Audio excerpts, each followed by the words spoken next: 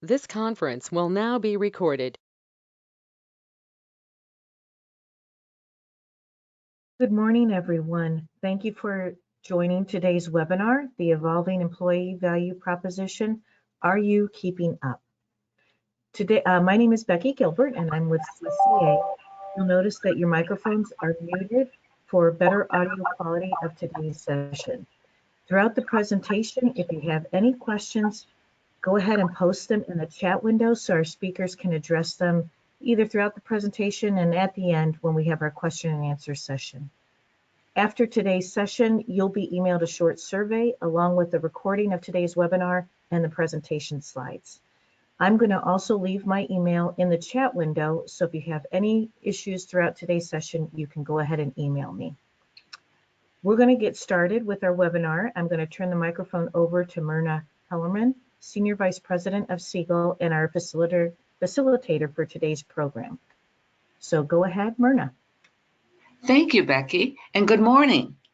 On behalf of the Chicago Comp Association and our Siegel team, Elizabeth Walgram, Molly Cooper, Katie Kiesel, and myself, Myrna Hellerman, we would like to welcome you to our discussion today of the evolving employee value proposition.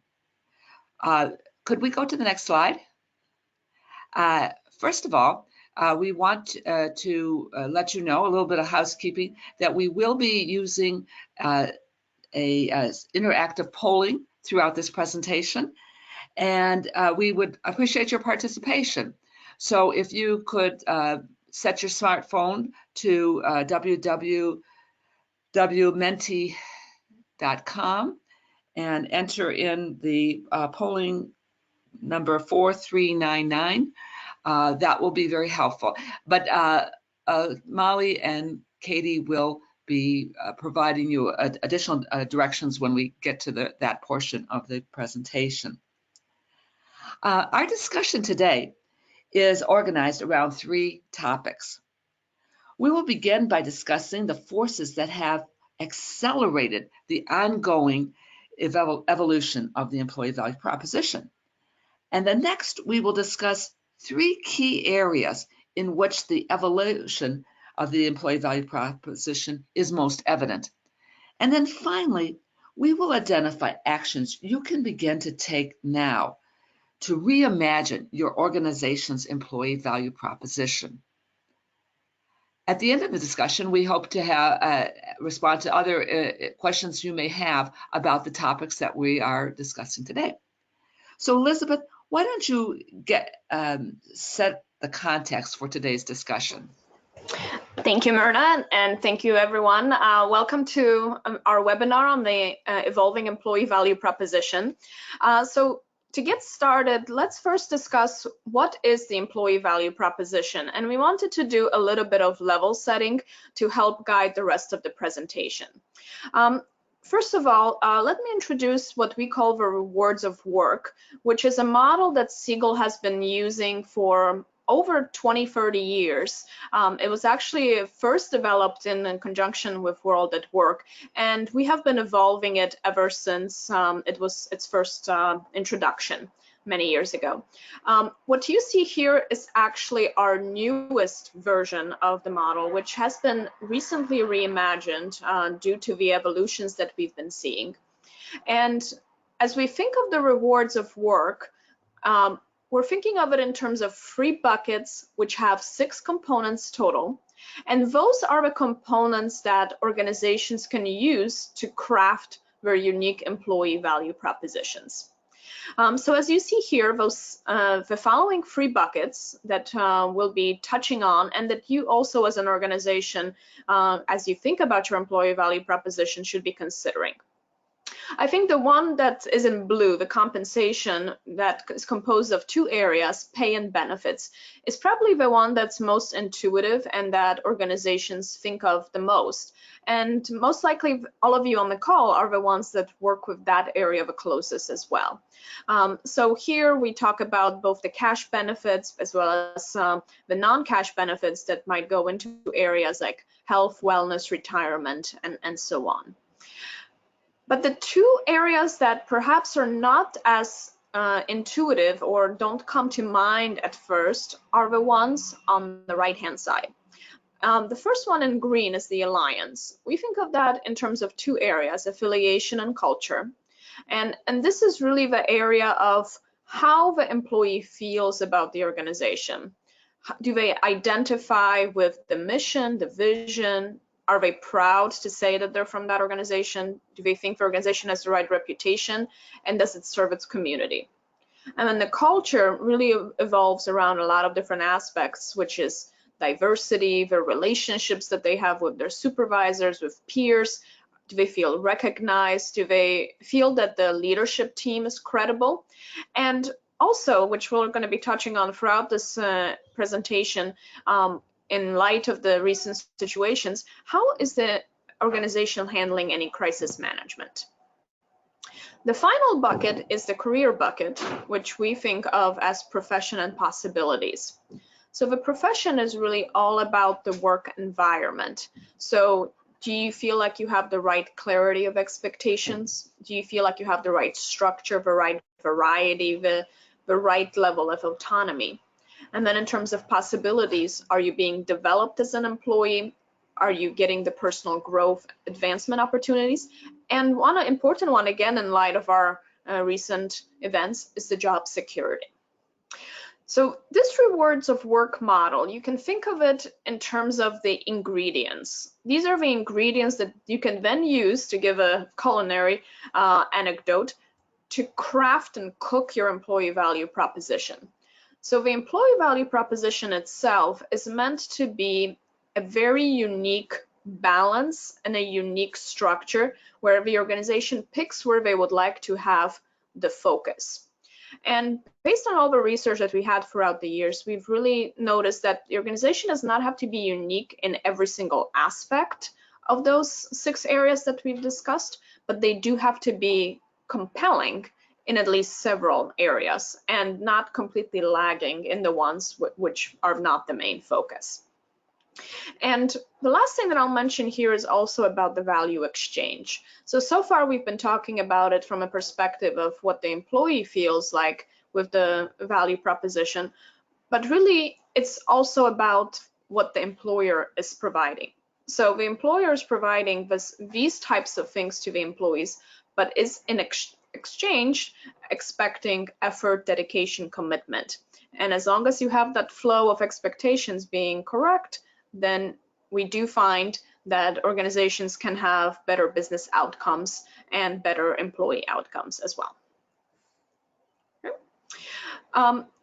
So starting off with the theme of the evolution, one of the things that we've been noticing as we've been working with the employee value proposition over the years is that organizations have historically and up to very recently really been crafting how they perceive the employee value proposition and communicate it to their employees based primarily on generational differences. So right now we're in a pretty unique space where we have 4 different generations that are in the workforce. We still have the baby boomers, one of the largest generations, which is also at a very accelerating pace retiring every day. We have the generational X, which is a relatively small generation, but actually composes a tremendous amount of leadership roles at the moment. We have the millennials, which is again a very large generation and will compose the vast majority of the population and the working population in particular in the coming years. And then we have the new entrants, the Generation Z.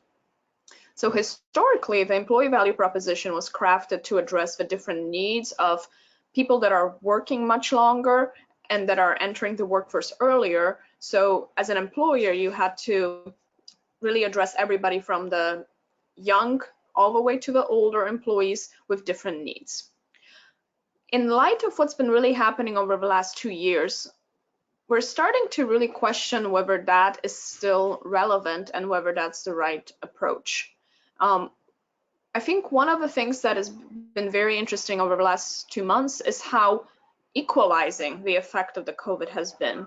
So some of the needs like financial security and some of the ways that we work, like the digitalization and the work from from home and the technology that's needed to do that has really been putting the needs as well as the way those generations work on a very equal footing. So throughout this presentation, we're also going to explore and see what are those forces that do drive the employee value proposition and whether generations really should be the continued focus.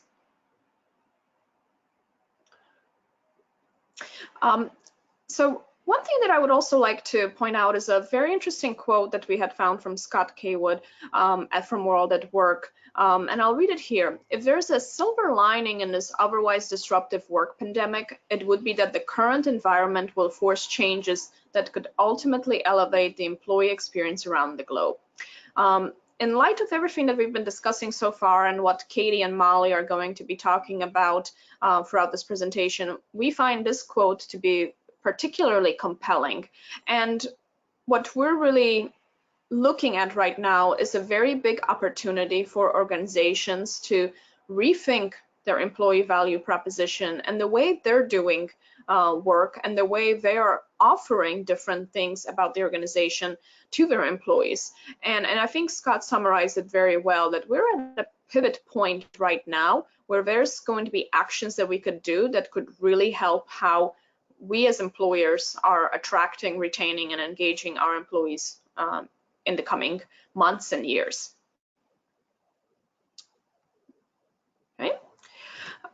So now I'll hand it over to Molly and Katie. We're going to start off with an exercise, a polling exercise, before we go on to our discussion. And Molly and Katie will give you directions in just a moment. But the question that we're going to be answering, and we're curious to hear from everyone, is how often do you reevaluate your employee value proposition? So Molly and Katie, maybe you can walk us through some of the instructions so we can answer that question. Thanks, Elizabeth. Katie, next slide, please. Thanks. So if you could all, either in your web browser or on your mobile phone, go to www.menti.com and enter the code 4399. Once you get there, you'll be prompted with the question, how often do you reevaluate your employee value proposition? And if you could select from the multiple choice options and then press submit.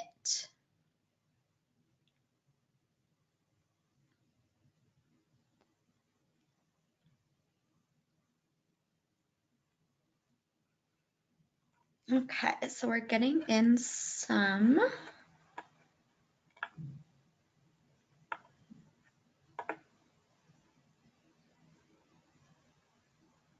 Okay, looks like the majority so far is every 1 to 2 years, which is good to see. And the next highest would be that their company does not have an employee value proposition. Interesting. So as we'll be discussing in our presentation, is really the employee value proposition is evolving. It's evolving all the time, especially we've seen the need for it to evolve with COVID-19 and the rapid changes we're seeing. There's always going to be those internal and external forces that are impacting an employee value proposition. So it is important to keep up with it, and it's also important to truly have a defined employee value proposition for your employees. The next question we want to look at, Katie, if you'll go to the next slide, is what words come to mind when you think about reevaluating your employee value proposition, or if you think about defining an employee value proposition for your company if you don't currently have one. So on the next slide, it will prompt you again in your web browser to enter words that come to mind when you think about reevaluating or creating an employee value proposition for your company. So if you could enter those words now and press submit.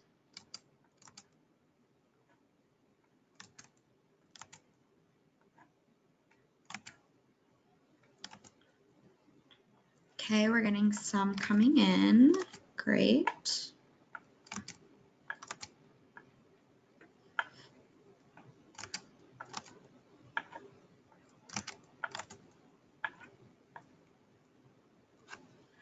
Okay. Outdated. Retention, yes, employee value propositions a big retention factor, and attraction I see there as well. Job security, that's definitely very important right now with the recent COVID-19. Need help? We can help you with that. We'll be talking through the changing factors of the employee value proposition today. Disengagement. See performance as well, fair pay, benefits, all of which we'll be discussing later, rewards, technology.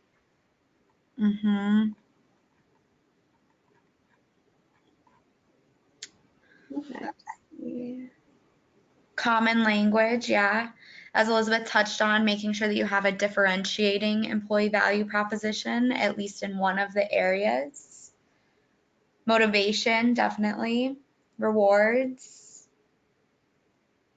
Discrimination, that's an interesting one. We'll touch on that in one of the compensation pieces and what we're seeing. Okay. Let's go ahead and go to the next slide, Katie. Perfect. Well, thank you for participating in our polling activities. Now we'll dive into our conversation around the three main forces that are truly evolving and causing the recent evolution of the employee value proposition. First, we're seeing a modernization of compensation. So traditional pay is no longer the only consideration for the workforce. They do care about pay equity across an organization, having a diverse portfolio of rewards, which they can customize, as well as contemporary benefits, which reflect an individual's lifestyle. We'll also touch on performance development. We're seeing an increasing challenge to differentiate pay based on performance. Traditional performance management systems that were developed in the 70s are becoming antiquated, and employees have new expectations that need to be met for their employees in their employee value proposition and how they're handling performance development.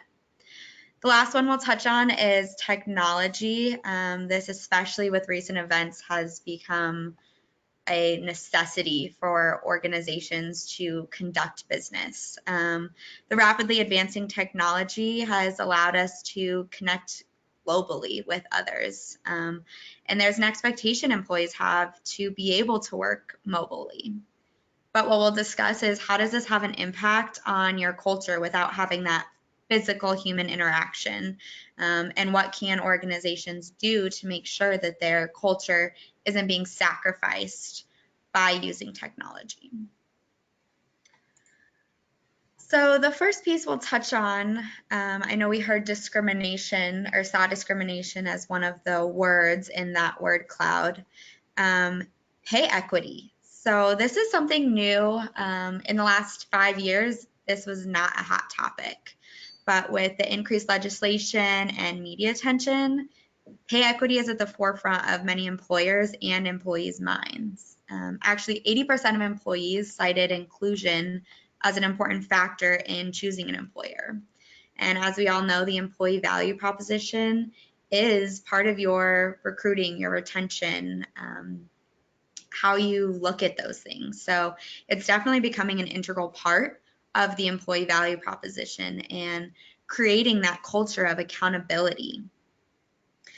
It can influence an organization's reputation. It definitely has an impact on employee engagement with regards to their career opportunities and pay, going back to those rewards of work buckets that Elizabeth discussed at the beginning. We know that employees are attracted to organizations that are dedicated to providing fair and equitable pay and advancement opportunities. When we look at this, there's 4 main areas that employers can focus on so that they are managing pay equity in their organization and truly making it part of their employee value proposition. The first being ongoing analysis and remediation. So conducting regular statistical pay equity analyses to make sure that there is no systemic discrimination at your organization. In these analyses, there's always going to be outliers. So creating a remediation strategy to identify those outliers and make any adjustments as needed. The important thing here is, and Katie will touch on this later with communication too, but in your communication and how you're setting that remediation strategy is making sure that there's no potential adverse impact. The current crisis has also highlighted this with any furloughs or layoffs or pay cuts, is making sure that when you are making those decisions, you're taking pay equity and just inclusion and access into consideration so that you don't have adverse impact and that there is not a negative impact on your company's reputation or employee engagement. Perfect. And then in order to promote equal opportunity within your organization, there are also 4 main talent management considerations that you should take into account. The first being that you should ensure that job postings are free of terms which may discourage diverse candidates from applying to a position. Additionally, when reviewing these applicants, specific and measurable metrics should be used to track and monitor applicant diversity to make sure that you're truly allowing for those diverse candidates to make it through your hiring process. Third, after an individual is hired into the organization, formal training, mentorship, and professional development opportunities need to be available for all employees, especially with the more diverse employee populations that you're attracting. Finally, manager discretion regarding pay should be monitored and all outcomes evaluated in a consistent manner to ensure the culture of accountability at your organization is felt by all. On the topic of pay administration, ensuring that employees feel that pay decisions are fair and equitable is a vital piece of the employee value proposition, as we had seen in that word cloud. We had mentioned some fair pay. In order to ensure transparency with your employees, organizations should set salaries based on specific and measurable criteria, such as skills, knowledge, ability, tenure, and performance. In our experience, organizations have also begun carving out budget each fiscal year for equity adjustments. And we recommend this fund as it's vital for organizations to be accountable to that remediation strategy that Molly had mentioned, and that they communicate that strategy to the employee population. This leads us into our final area of pay equity we'd like to discuss on this slide today, which is training and communication. So to ensure transparency and promote that culture of accountability that organizations want, they should develop and implement comprehensive training and communication programs. In order to attract diverse talent, organizations must first train managers to avoid discriminating questions or salary history inquiries during the interview process. Many organizations now also offer ongoing training for employees to address subconscious bias, which may be impacting the organization's culture. Also, to ensure a safe and inclusive environment for all employees, we recommend that organizations communicate steps being taken to mitigate inequities and put resources in place for employees to report concerns around these initiatives.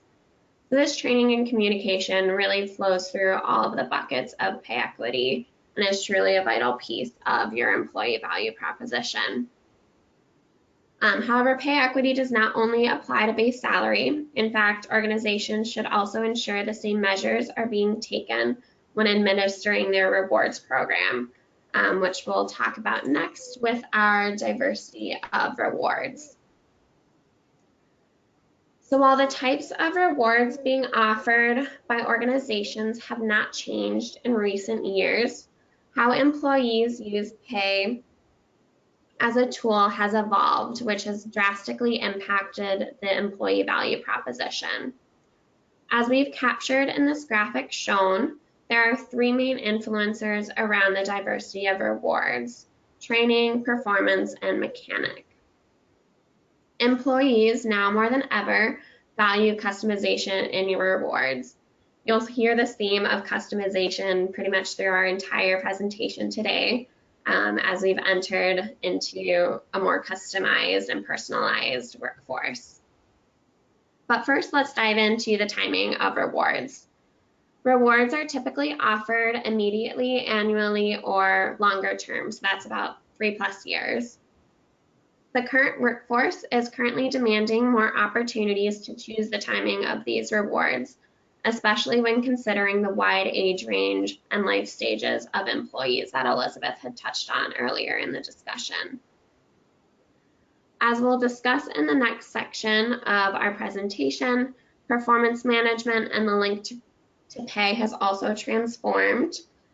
Traditional performance management is no longer the only or most effective predictor of pay, and organizations are currently in the process of expanding how performance is evaluated to look at that complete picture and really make sure that they're rewarding the full individual.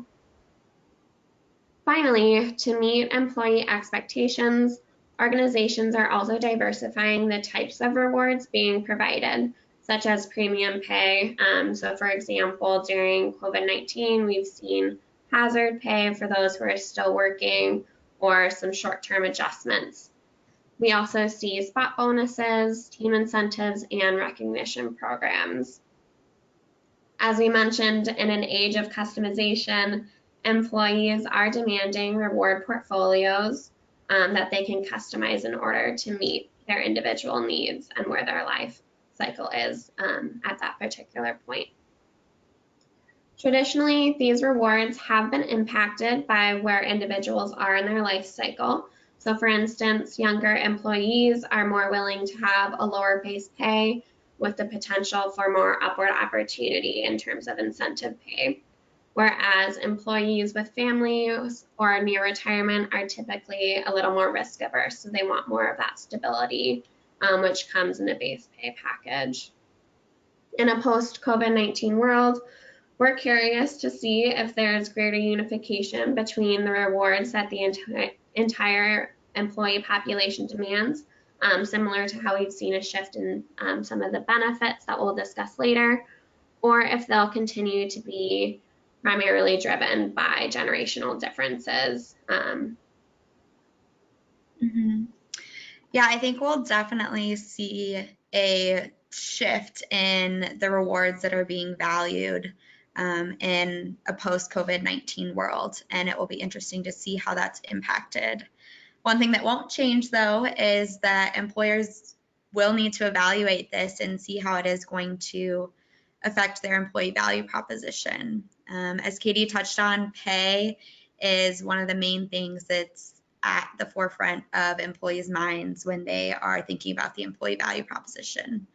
The next being benefits, which we'll touch on now.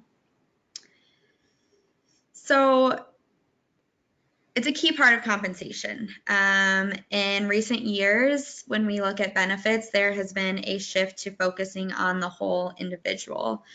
Just as Katie touched on, there were generational differences here in what, based on your life cycle, you valued for the benefits. Customization, which we'll talk about, has increasingly become popular to address those different generational differences. But again, with COVID-19, we're seeing those differences collapse more and become more unified among the different generations. And we need to evaluate how is that going to change the employee value proposition. In terms of what we're seeing employees look for, they want more inclusivity of their physical, emotional, and social well-being in addition to financial well-being.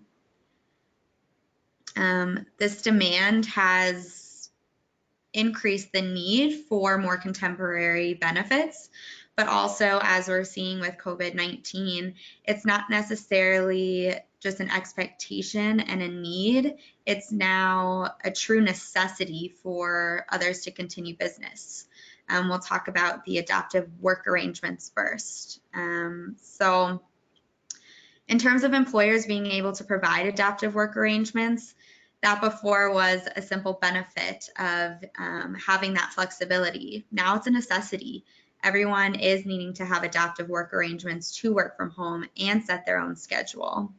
When we look at this, technology is a big piece, which we'll discuss later in the presentation, but technology is a necessity to be able to do this. Employees are demanding opportunities to balance their personal and work lives in new ways. So prior to COVID-19, we've seen more innovative companies implement 4-day work weeks and telecommuting to make sure that they're able to attract and retain top talent. Until recently, working remotely was more concentrated among younger employees, but as we're adapting to this changing environment, it's becoming a necessity for all. And we'll talk about what that looks like and what you need to do to be able to provide adaptive work arrangements when we get into that technology piece. But for this piece, what we're trying to share is that this is something that's very important to employees, not just the younger population anymore. And it's a vital part of an employee value proposition to offer this. The next being total wellness. So this is going beyond that, just the financial wellness programs. They want programs that have to do with their physical health. So rewarding lifestyle behaviors to avoid preventable diseases and improve their health and maintain any existing health conditions that may be prevalent. Some examples of this we're seeing are exercise program reimbursement, step challenges, on-site medical testing. These are also things that we've seen become more prevalent with COVID-19, you know, having those step challenges, things like that that you can do to keep your employee population engaged and making sure that you're showing that you also value their physical health during this time. Access to employee assistance programs. This isn't necessarily new in terms of benefits, but the type of access that is being offered, especially right now. Again, employee assistance programs are so vital to ensure that employees' mental health is doing well during this time. And then volunteer days to increase their involvement and impact in their communities, really rounding out that wellness offering from your organization. Katie, do you want to touch on the customization? Because that's a really big piece that we're seeing. Yeah, of course, you can never forget about it. Employees are demanding increased customization, as we've mentioned a couple of times throughout our discussion today. While recent events have caused a unification between generations, there are still some differences as it comes to benefits between employees' desired and necessities given their life cycles. For example, a couple of ideas. The tuition forgiveness is most valuable for recent graduates who are currently entering the workforce. People typically have debt, and so they're very attracted to organizations that have some tuition or education assistance programs. Childcare is top of mind for new or expecting parents to allow them to be successful and efficient at work. And then finally, retirement and pension programs are imperative for the retiring baby boomer generation.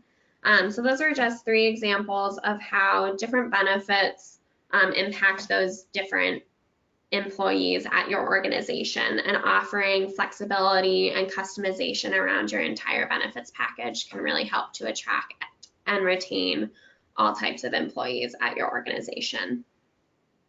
And as Molly mentioned before, it's important for employees to consider contemporary benefits when evolving their employee value proposition. However, total compensation, that's pay and benefits, is not the only aspect that draws employees to work. They also highly value their current and future career possibilities, as we'll discuss in the following section.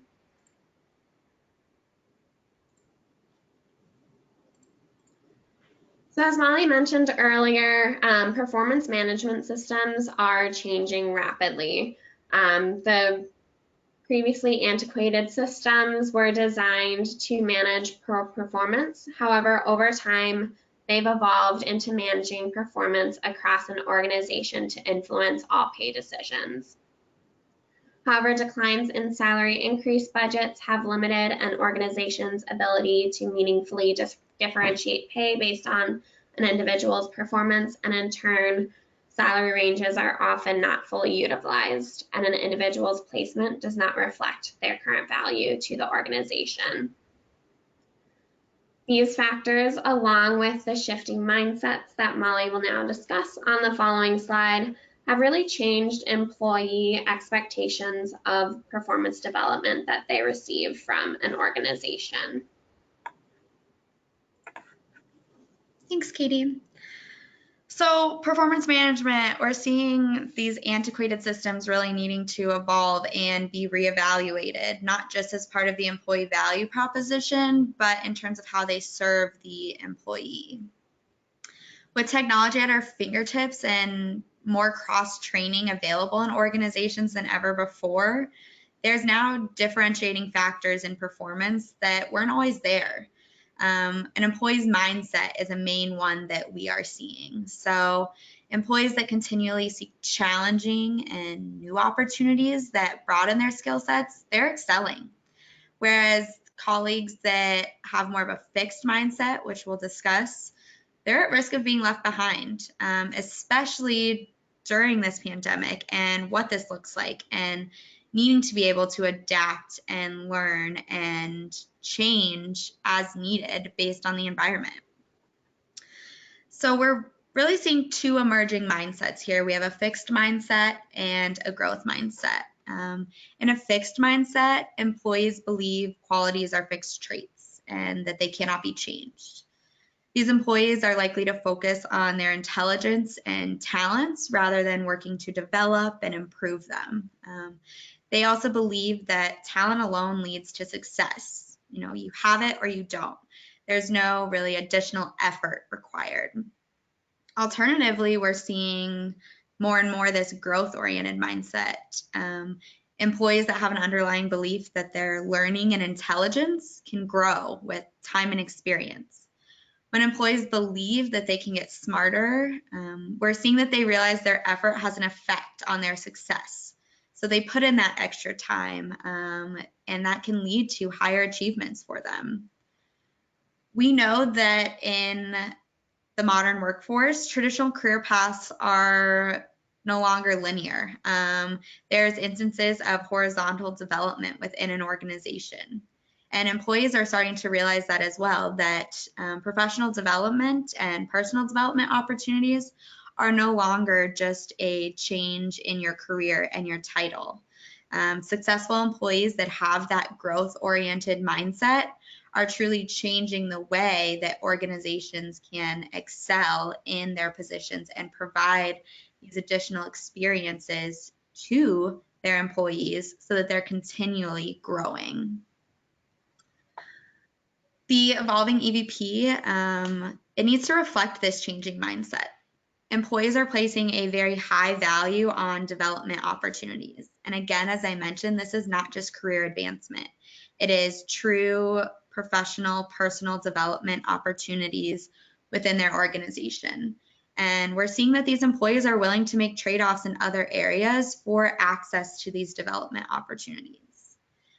It's actually interesting, 44% of employees believe their employers are meeting their expectations for professional development in the value exchange. So what this tells us is that there is a huge opportunity in the employee value proposition to increase these development opportunities for employees, and to meet that growth-oriented mindset and transition anyone that's still in that fixed mindset to really address, you know, what do we need to do to get you to the next level so that you are continually learning and also advancing the organization. Of course, these mindsets have then changed the performance expectation. So let's take a look at what is this new expectation and how has, you know, performance and pay, that broken linkage and this shifting mindset impacted what employees need from a performance management standpoint. Katie, do you want to touch on that? Definitely. Thanks, Molly. So in recent years, as we've discussed a couple of times, it's more challenging to meaningfully differentiate pay. Additionally, with the shifting mindset, as Molly discussed, and a shifting workplace, so in fact, 75% of the workforce will be millennials by 2025, as represented by Forbes. The combination of both the shifting mindset and the shifting workplace demographic has prompted an accelerated change in the performance development expectation and caused a significant rise in the importance of the career and possibilities buckets, which are inclusive of performance development in the employee value proposition. So in this shifting environment, employees have begun to use a couple of different strategies in order to address employees' new performance development expectation. So the first one we want to touch on are manager-employee relationships. So we're constantly seeing these relationships switch to a coaching structure with more informal and ongoing feedback. This feedback is also pretty regular. So instead of that traditional annual performance review, employees are expecting constant feedback from their manager in order to improve and really accelerate that growth mindset. In addition to ongoing feedback, employees overall just expect more touch points and value opportunities for both formal and informal recognition. So they want to know what they're doing well, what they're not doing well. They also want to be recognized for the contributions they're making to the organization. To address this new expectation, there has been a rise in the prevalence of new performance management technology and peer-to-peer recognition programs.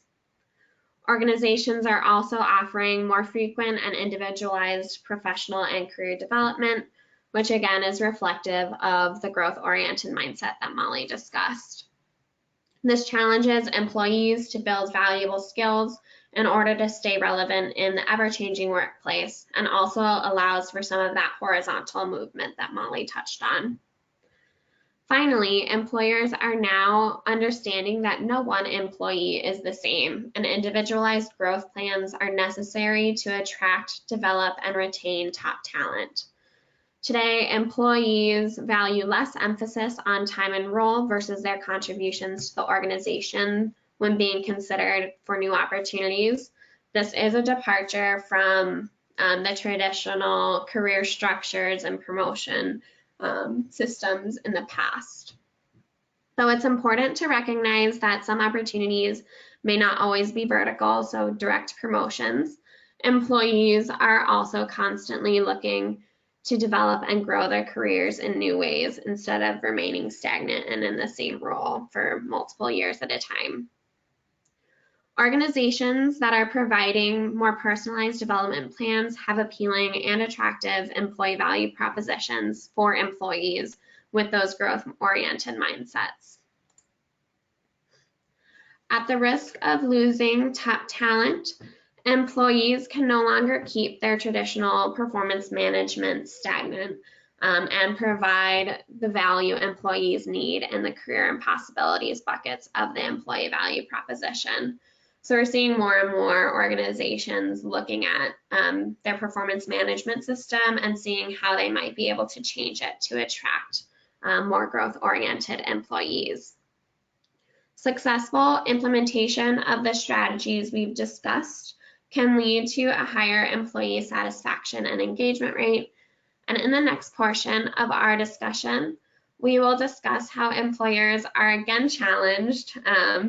Not like there are enough challenges already, but they are challenged to create a collaborative and growth-oriented culture as described in their employee value propositions in a post-pandemic and a digital world. So now we'll switch over to discussing technology. So there are approximately 22 billion connected devices in the world, and this statistic is only increasing, likely with the required connectivity due to COVID-19. As we've seen in the last decade, especially in the last few months, technology has allowed for a drastic shift in the workplace. Employers and employees are placing a higher value on global interconnectivity and workplace flexibility. As employers address this shift, they need to pay close attention to the impact on the organization's culture and brand, which are both integral parts of the employee value proposition and aspects that Elizabeth had touched on earlier in our discussion. The development of new and faster technology has enabled employers to take their organizations global and give that greater flexibility to their employees. However, with greater physical distance, again, employers are now struggling with maintaining an engaged workforce. The physical distance is often around the world, so we'll talk about globalization first. So technology has launched a previously localized workforce into a global environment. This has drastically impacted the culture of organizations and the way that work is conducted. Employees have access to more information now more than ever before through a simple Google search. As noted by the economist Herbert Simon, a wealth of information creates a poverty of attention. So it's very important for organizations to find balance between knowledge and traditional thought. However, the responsibility does not only lie on the employer, but also the employee. In addition, collaboration tools now allow employees across the world to work together at a touch of a button, allowing for increased knowledge and idea sharing. However, this constant connectivity as employees tend to bring home work in their pocket can negatively affect work-life balance and cause employee burnout. So this is a key consideration that organizations need to take into account. With increased globalizations, employers also have access to an expanded and more diverse talent pool, as we touched on earlier. While this is a great step in the right direction and allows for increased thought and idea sharing, as we've discussed, it can also create a new challenge in unifying a previously homogeneous employee population. So this is where a lot of those EDI efforts that we're seeing more organizations take on are really important.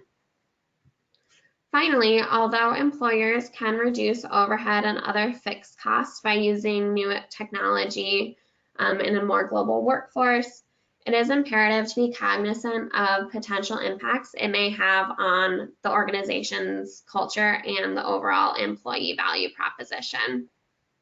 So Molly will now walk through how technology also allows for greater workplace flexibility. Thanks, Katie.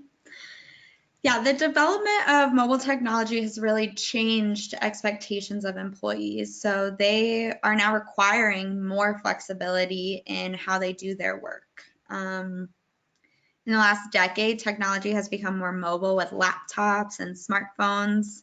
But it's important to note that some generations grew up with this and are very comfortable with using it, and some are not. So organizations need to recognize this and realize that training may need to be provided to some so that they aren't falling behind and that they are provided the resources needed to keep up with technology and this changing workforce and how work is being conducted. Working remotely is now the new norm, at least for right now. And it's important to take a look at how are the training and resources being provided, helping employees to adapt to this. A big piece of the employee value proposition is, do employees have what they need to successfully do their job? It's very interesting. We have some stats here. So 1/3 of the US workforce could be jobless by 2030 due to automation. So it's imperative that organizations are continuing to upskill their employees in technology to make sure that they're keeping up. Actually, 85% of jobs that are expected to exist in 2030 don't exist today. So organizations need to be cognizant of this and making sure that they're keeping up with the times in terms of training and resources so that their employees are able to find that job security within your organization, find those career opportunities, and also increase retention within your own organization. Not only are they expecting to have the resources needed to work remotely and to have flexible work arrangements, but they the value of a flexible workday is becoming increasingly prevalent, and technology has allowed this. Americans on average work about 8.8 hours a day, but it's important to note this isn't typically all at once. So having that flexibility in your organization is key. It helps with increased satisfaction, and actually employees with increased flexibility took less sick days than those that did not have that flexibility. We've also seen that it's increased productivity by about 13%. So that's also a benefit to the employer by benefiting the employee with that option to have that flexible work environment. Technology, yes, it's opened a world of possibilities that we could have never imagined. And the benefits and the resources needed, those are all easier things to recognize and provide to employees. Providing training and resources is not something new, but it is something that is needed and you can't lose sight of. The main thing we want to touch on here is, how is this technology impacting culture? What is an organization having to sacrifice by not having that office space? This is huge, especially right now with how does this happen with COVID-19 and having to work from home. How are you keeping your employees engaged in this digital culture? You'll see Katie's put up on the screen a Venn diagram that we've put together. There's a distinct difference between face-to-face versus digital interactions. That's something that we know. What we are all struggling to understand is when technology causes an organization to sacrifice that sense of community and collaboration that a physical office space creates, what do you do? How do you make sure that your culture is evolving to keep up with this and that you're not losing that important part of the employee value proposition by having a positive culture? You'll see here we have collaboration, right? In collaboration, we have the office space and customization that makes this up.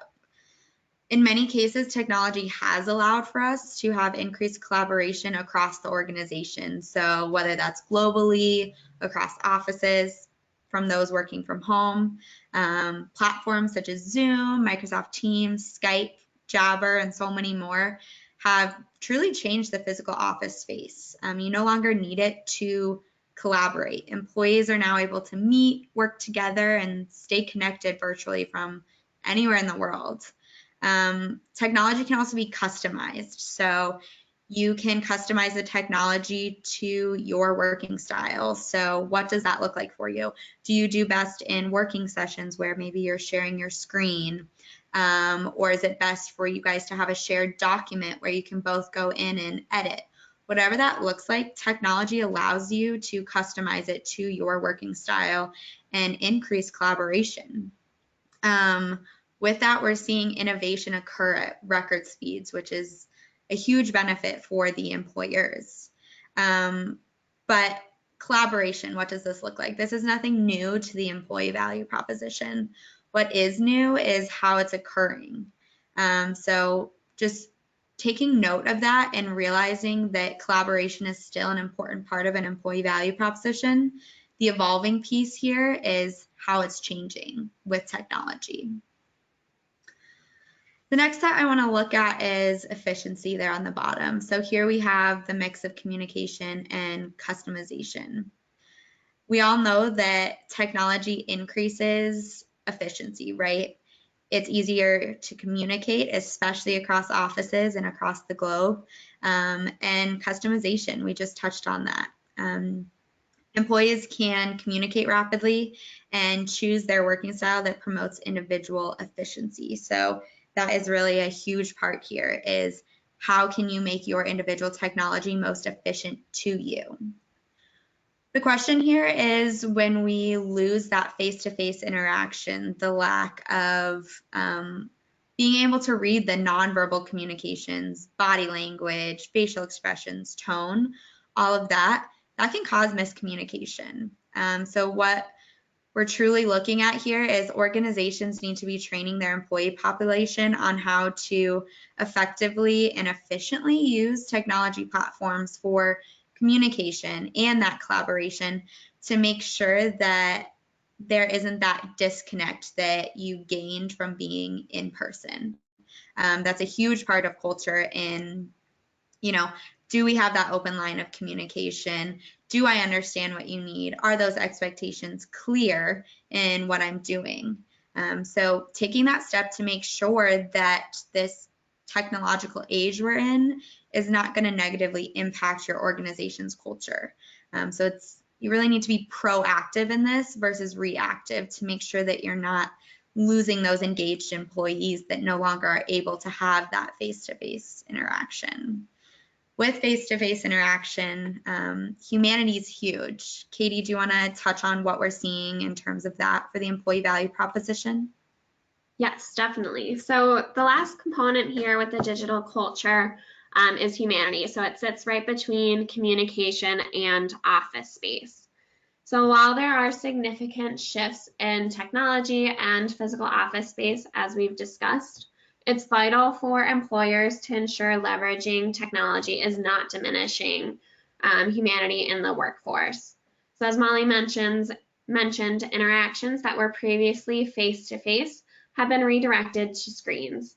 So while some critique that technology has made the workforce impersonable, our ability to communicate and connect across the globe has only expanded and allowed for deeper connections between colleagues. So that constant collaboration between using tools like Zoom and Skype allow for increased communication between colleagues. So it's almost a replacement for walking over to your colleague's office in that physical office space.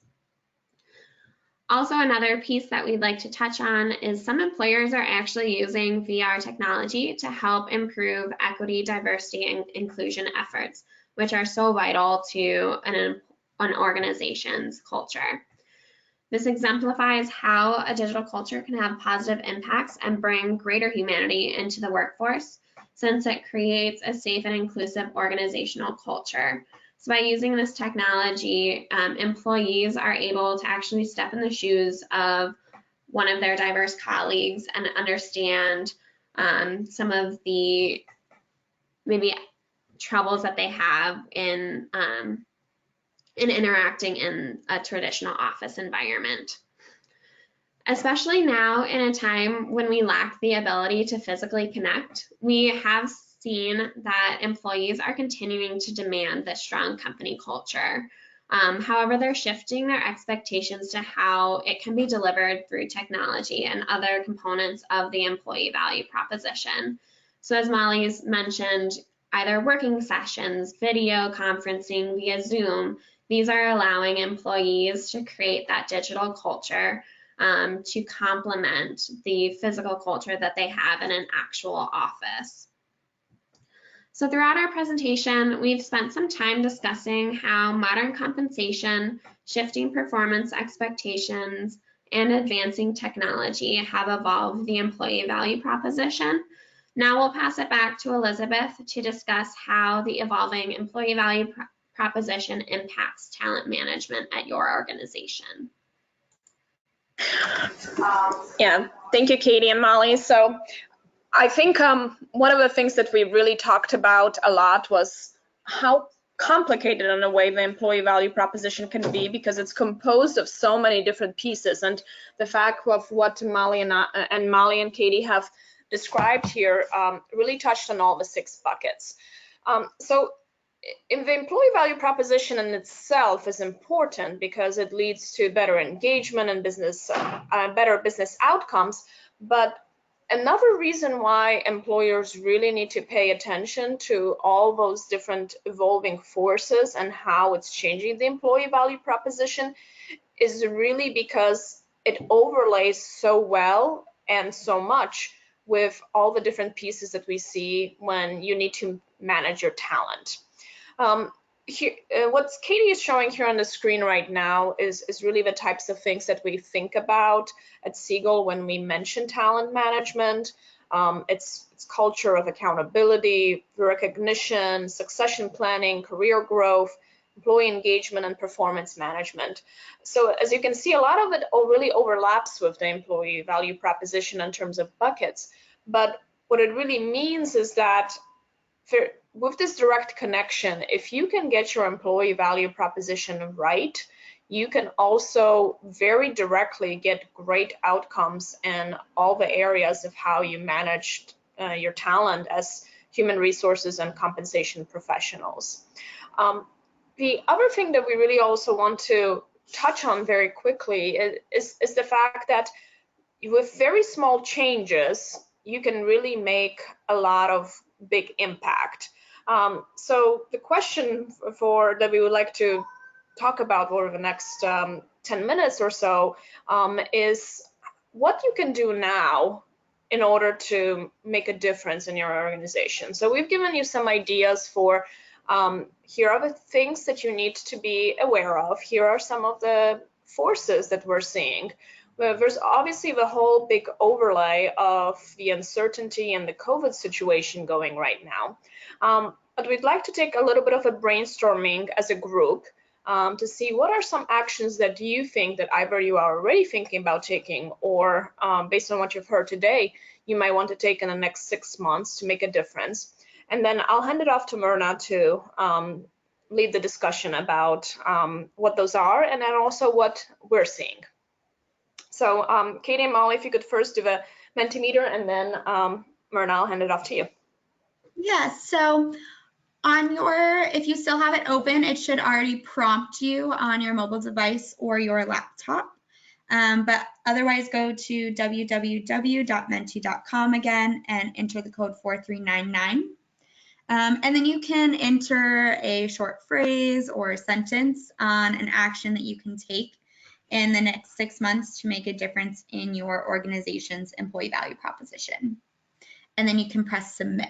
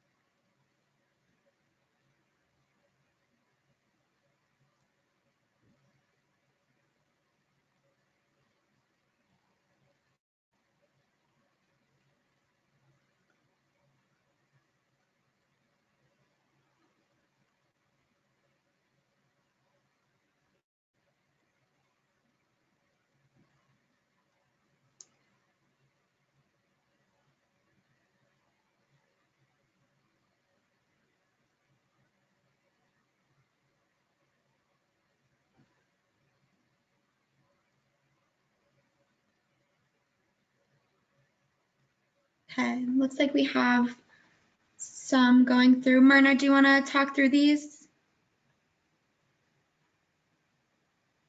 You might be on mute if you're talking.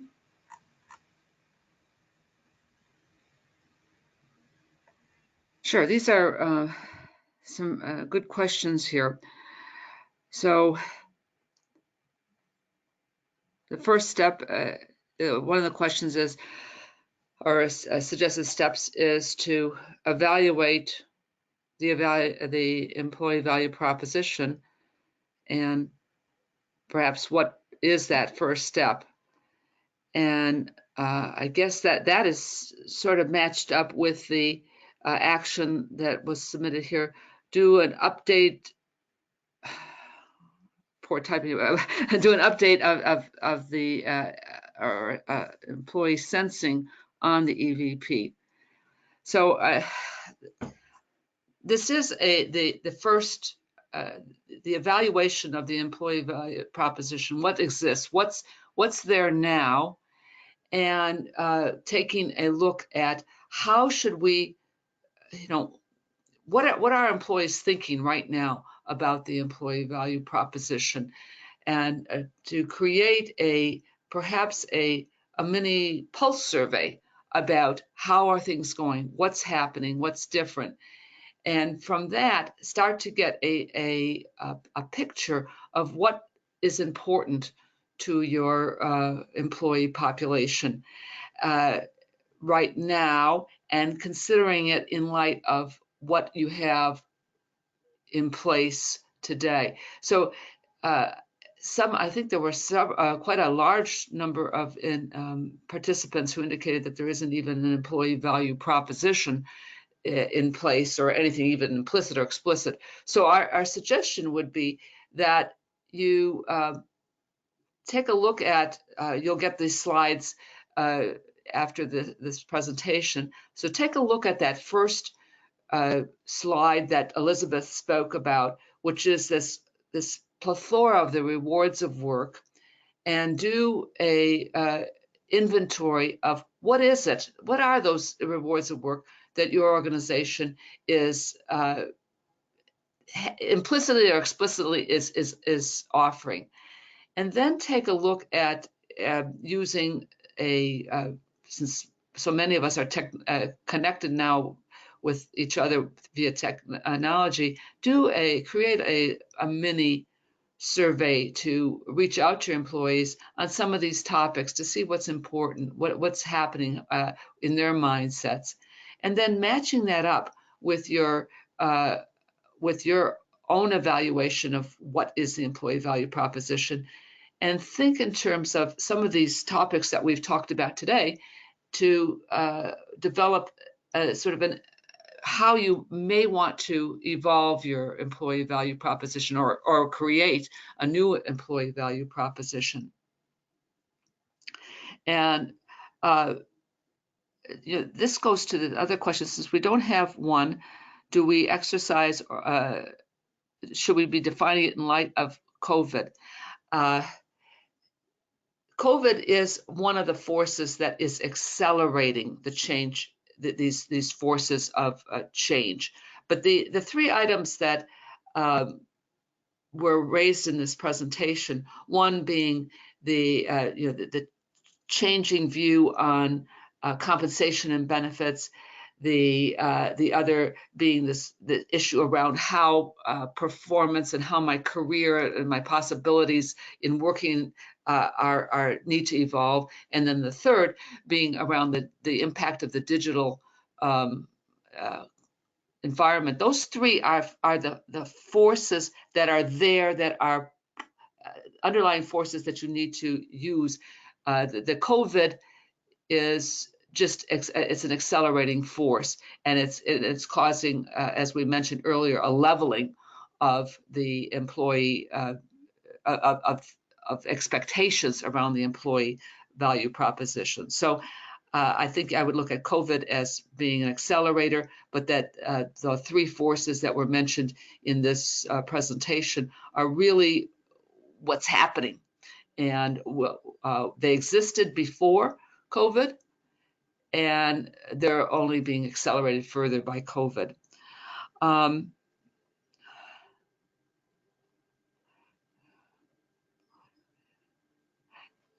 Yes, and then the comment here about the continued focus on pay equity also minimizes impact on employees due to COVID. Employee communications are key. Yes, that is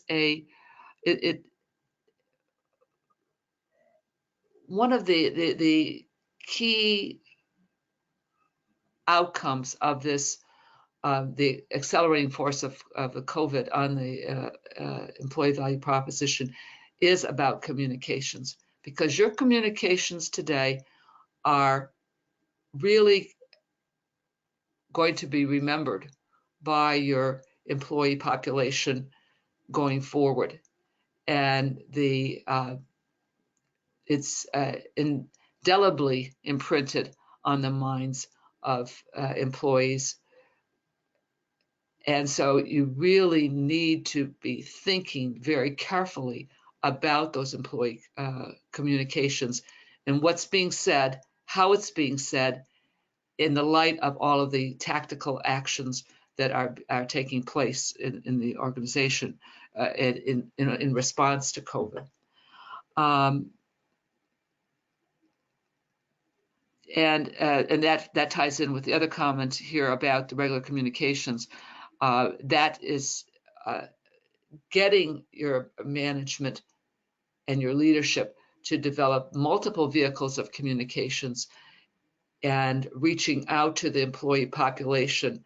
They want to hear from the leadership. This is a time where it's really important that employees can rely on their leadership. If you go to the next slide, Katie, we all of these questions that you have raised here really fit within this the context of how we suggest that you consider an action plan for going forward. And maybe just take a step back here. At the very beginning of this presentation, we posed the question, so why should we even discuss employee value proposition when there's so much more important things happening in response to the pandemic? And you and taking action around the employee value proposition need to consider that the employee value proposition it's very important that we consider this value proposition right now in our thinking as HR professionals, because this employee value proposition is truly foundational to the employee-employer relationship. And all of these actions that your leadership has taken in the last 60 days and is going to be taking in the next 12 to 18 months going forward will reflect on what is the employee value proposition of your organization. And as I was indicating earlier, those actions, those communication pieces are what is going to be remembered, indelibly remembered by your employee, every individual employee, your whole employee population, as well as your the other outside stakeholders and communities that you serve. So it's really important that as these communications, as these activities that are taking place, some of them are pretty difficult activities of reductions in staff, restructuring organizations. All of these need to be considered within the light of what is the employee value proposition that we're committed to for our employees now and going forward. And we really suggest that you think about your activities in these three buckets. The first being that, and this first bucket about securing the situation has been really this last 45 to 60 days. And built into that, securing that situation, is the reality of how are we communicating and taking the actions within the context of who we want to be as an organization in our value proposition. And we're suggesting that you may have to go, some organizations have really done a terrific job of this. Others have been slow to coming around to the realization of the lasting impact of on the minds and hearts of their employees, of what they're doing. And so you may need to do a little bit of backtracking and rethink how what has been said and what should be said going forward is reflective of the employee value proposition that you believe this organization, your organization, needs to have. And then some of you folks, you said, well, okay, now we've sort of pushed you into this second step in this presentation of thinking about, so how do we evaluate the continued relevancy of our proposition? And this is that inventory that I'm suggesting, that you go back and you look again at your at the rewards of work that are there for you. You think about these rewards of work in the context of these three forces that we've talked about today: the changing the pay expectations, the changing of the performance and career expectations, and the impact of the digital culture. and do that evaluation and start formulating what it is that you are, where you need to be. And there's going to be some tweaking over that period of time. But what you really want to do is to prepare yourself so that in the next 8, 12, 18 months, you will have reimagined what the employee value proposition should be for your organization. And this, what we're suggesting, and we know from our research is really important, that this reimagined EVP needs to be, distinctive. It needs to be competitive, and it needs to be sustainable within your entity. And it's in order to create this very distinctive, unique who you are as an organization. And our research shows that organizations that do this kind of a process of really evaluating their value proposition and defining clearly what it's going to be in their organization can become talent magnets that attract and retain the talent that you're going to need for your ongoing success. So that is our recommendation as you go forth. And we as a team recognize that this is a big responsibility. You've got many forces in your organizations that you've got to move along, and maybe they're not there, but perhaps the realization of how the outside forces are and the evolution of this value proposition is being accelerated under the COVID pandemic will give you additional abilities to impact change for your organization. Big responsibility, but we're very confident that you folks are up for the role, and that this will be very that you can do this. Perhaps we could address any other additional questions that might have come up. Mm-hmm. And we do have our contact information here as well, in case you would like to follow up with questions afterwards. And this, as Myrna and Becky have mentioned, we will be sending out the materials, so you do have access to these slides and the frameworks. But we're very happy to answer any questions that you may have right now. Looks like we have a question in the chat. What are you seeing your clients do to reevaluate their employee value proposition or start one from scratch? Well, Molly, why don't you take that one, because you and Katie have been working on one of these with an organization that actually right now is doing this reevaluation.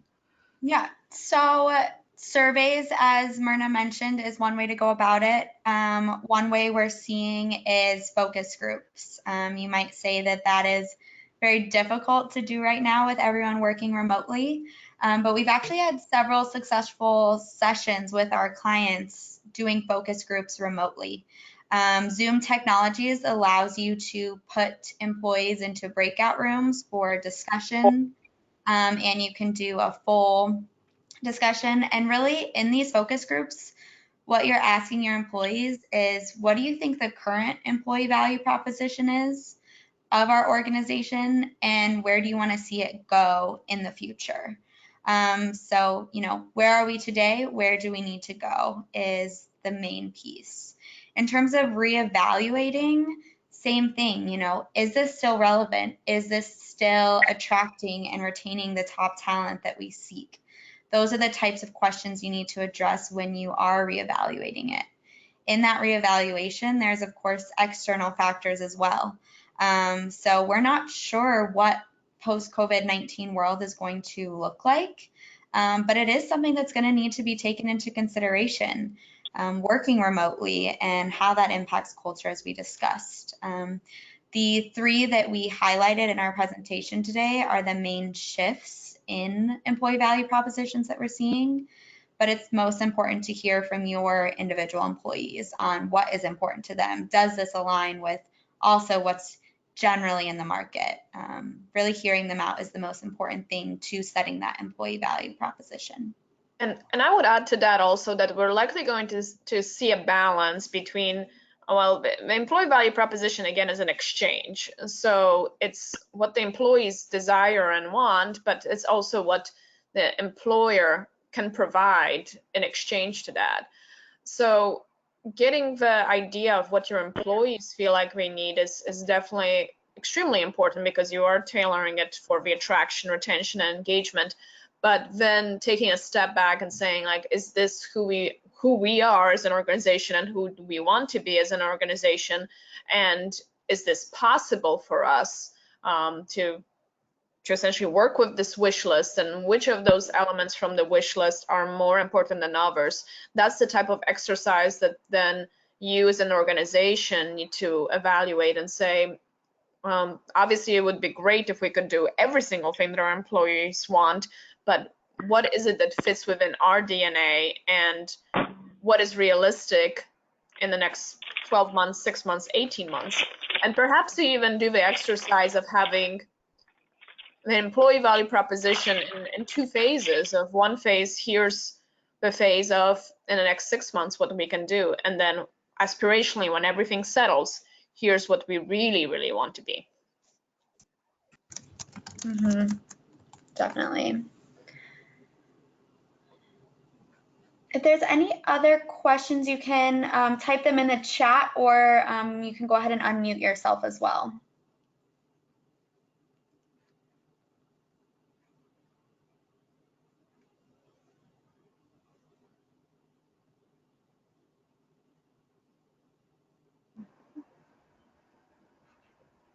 Okay, it looks like we might not have any more questions. Becky, do we turn it off to you? I think we'll provide closing comments. So we just want to thank you all for joining with us today. Again, our contact information is here, and we will be providing the deck to you following our webinar today, so that you can have access to that. If anything comes up question-wise after, please feel free to reach out.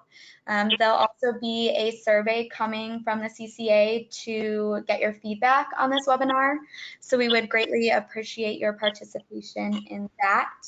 And we just hope that you all are staying safe and healthy, and thank you for your time today.